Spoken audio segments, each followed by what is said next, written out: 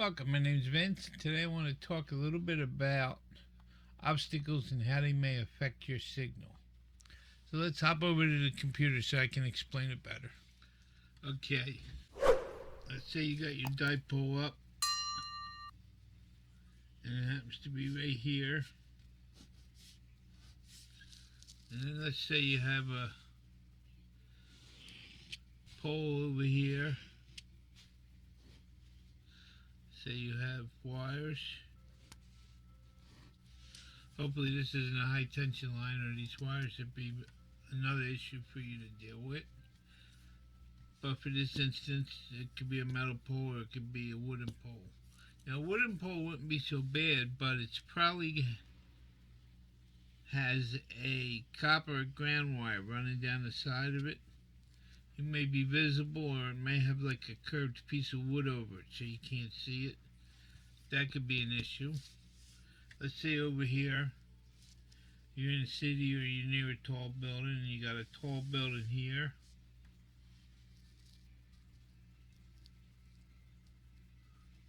You got windows.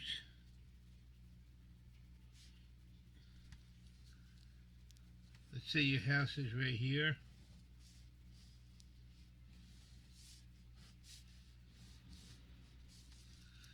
What's going to happen is when you start transmitting, your signal is going to radiate outwards.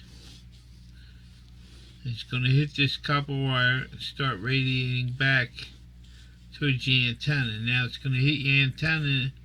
It's going to cause you SWR issues. It's going to cause performance issues. Same thing will happen going out this way. It'll hit your house and start to reflect back. And then it'll keep going and hit this and start to reflect back.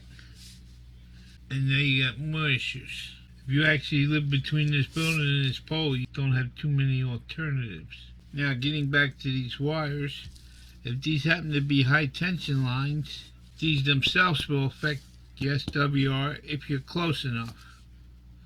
They can give you interference, man-made noise. They can affect your pattern. They can affect your signal pattern going out and coming back in.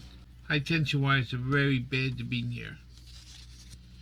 Okay, let's hop over to, now let's say you got your dipole again.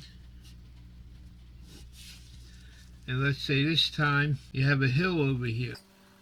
And maybe over here you have a tree. Now when your signal radiates out with the tree, it shouldn't be much of an issue. It should just keep going and maybe weakened a little bit. Let's say you radiate out towards your hill and it's completely blocked. It's not going nowhere.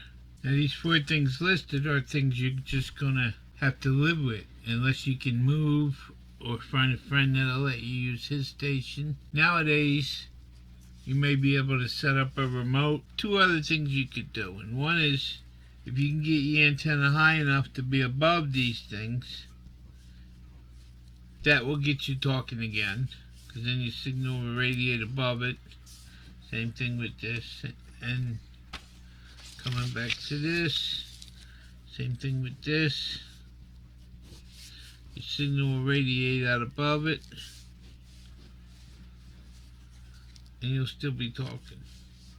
The other choice I would recommend, and I know it's not going to get you DX or to talk real far, but you won't have to give up the hobby, is putting up NVIS antenna, near vertical incident skywave, because that will put your signal out, instead of radiating out this way, it'll radiate more upward.